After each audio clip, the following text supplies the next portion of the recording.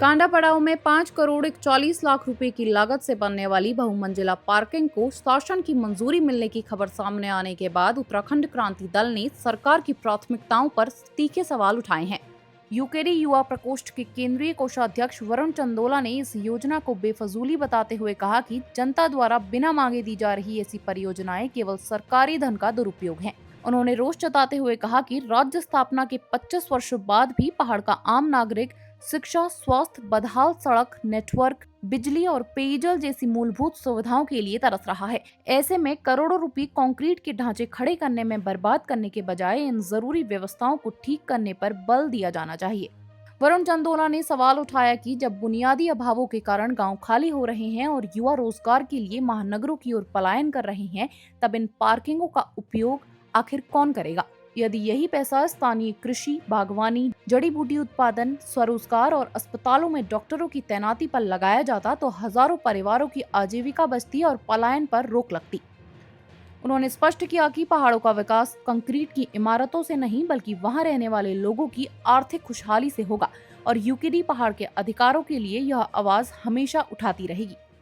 कांडा में जो अभी 5 करोड़ से ऊपर रुपए आया है मल्टी लेवल कार पार्किंग बनाने के लिए, उससे ज्यादा बेहतर होता अगर जो वहां पे सीएचसी अस्पताल है उस सेंटर का रियल अपग्रेडेशन होता। जो सीएचसी के मानक हैं उन मानकों को पूरा किया जाता।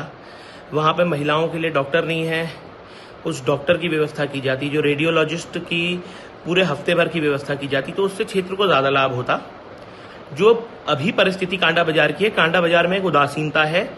बाजार में जो रौनक होनी चाहिए, बाजार में जो तेजी होनी चाहिए, वो कांडा में बिल्कुल नहीं है। मल्टी लेवल कार पार्किंग से सिर्फ उस ठेकेदार को लाभ होगा जिस ठेकेदार को एक काम आवंटित होगा। अगर इसकी जगह हम शिक्षा में काम करते हैं, वहां पर कुछ ऐसी चीजें बनाए जिससे कांडा बाजार फलीभूत हो, कांडा बाजार के व्यापारियों को लाभ मिले, उसकी ज्यादा जरूरत होगी। और स्वास्थ्य एक ऐसी समस्या है जिससे पूरा पहाड़ परेशान है, जूझ रहा है। तो कांडा बाजार में जो ये पैसा लग रहा है, इसको स्वास्थ्य में लगाना चाहिए। अभी एक और न्यूज भी देखने को मिली थी कि उधम सिंह नगर में एम्स का एक वर्चुअल सेंटर बन रहा है। तो ऐसे सेंटर हमारे पहाड़ों में क्यों नहीं बन रहे जहां स्वास्थ्य की ज्यादा समस्याएं हैं? उधम सिंह नगर में अगर आप देखेंगे तो हर जिले में प्राइवेट अस्पतालों की सुविधा भी मौजूद है। पहाड़ों में ना प्राइवेट सुविधा है ना सरकारी सुविधा है, फिर भी पहाड़ों को स्वास्थ्य और शिक्षा से विहीन रखा जा रहा है। लोग जितने त्रस्त होंगे तभी वो पलायन करके बाहर जाएंगे। तो पलायन करने के लिए विवश करने का एक वातावरण बनाया हुआ है सरकार ने। मैं जो अभी मौजूदा विधायक हैं उनसे ये अनुरोध करना चाहूंगा कि जो आप योजनाएं पास करा रहे हैं, उन योजनाओं की दिशा अगर पहाड़ के हित की होगी तो उससे पूरे क्षेत्र का लाभ होगा।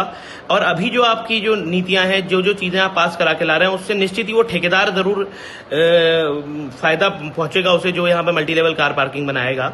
जैसे कि हम लोगों ने पहले पटवारी चौकी बना के ऐसी बंजर छोड़ रखी है, वैसी ही बंजर हमें मल्टी लेवल कार पार्किंग भी दिखेंगी। पहाड़ों में ऐसे बहुत सारे ढांचे हम बना दे रहे हैं, जिन ढांचों को हम बना के सिर्फ छोड़ दे रहे हैं। तो बनाने वाला ठेकेदार तो निश्चित ही उससे फायदा लेके चले जा रहा है, लेकिन जो ग्रामीण है, जो क्षेत्रवासी हैं, क्षेत्रवासियों के साथ धोखा हो रहा है, उन्हें छला जा रहा है। तो ये कुनीतियां छोड़नी पड़ेंगी।